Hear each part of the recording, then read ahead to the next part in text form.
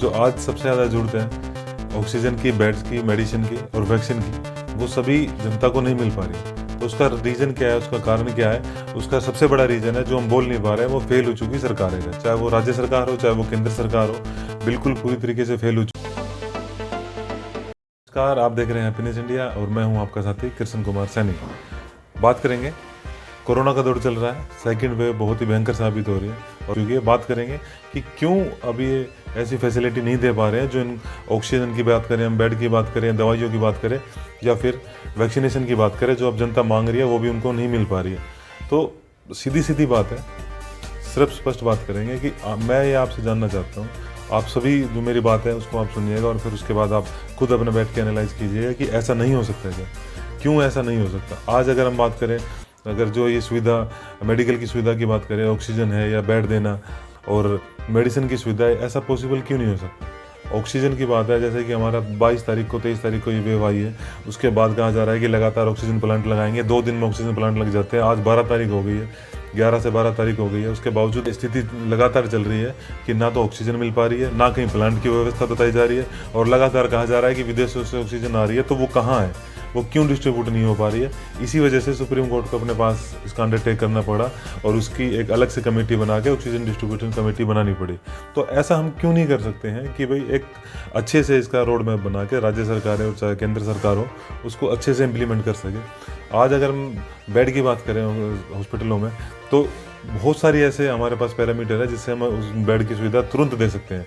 जैसे बात करें अगर हम राज्य के अंदर, तो हर राज्य के अंदर सरकारी अस्पताल है और उसके अलावा डिस्पेंसरी है, वहाँ पे जो सुविधाएं दी जा रही है। इसके अलावा जो वहाँ पे सरकारी गेस्ट हाउस बने हुए हैं, जो वहाँ पे सरकारी ऑफिस है, या फिर वहाँ पे कम्युनिटी सेंटर की बात करें हम, या फिर अन्य जो भी बहुत सारे ऐसी होटल्स बने हुए हैं, बहुत सारे ऐसे भवन बने हुए हैं जहाँ पे इजीली उनको ऑक्यूपाई करके उनको अस्थायी अस्पताल में बदला जा सकता है। तो इसमें इतनी पता नहीं क्या इनको क्यों ऐसा नहीं कर पा रहे हैं।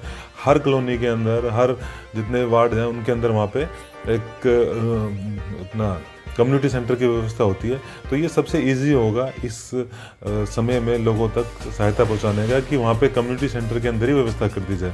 अब बात करें कि भाई हम ये कह रहे हैं कि भाई मेडिकल सुविधा नहीं पहुंच पा रही है क्योंकि डॉक्टर कम है, और हमारा अन्य स्टाफ जो बिल्कुल कम है वो नहीं पहुंच पा रहा है।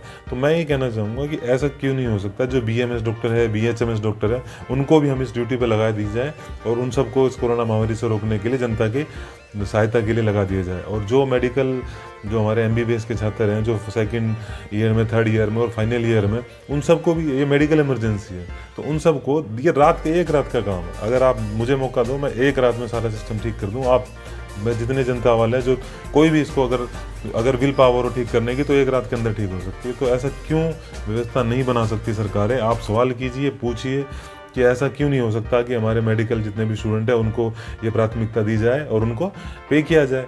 इसके अलावा जो हमारे कम्युनिटी सेंटर्स हैं या सरकारी गेस्ट हाउस है या सरकारी ऑफिस है, उनको अस्पतालों में तब्दील किया जाए। बात करेंगे मेडिसिन की।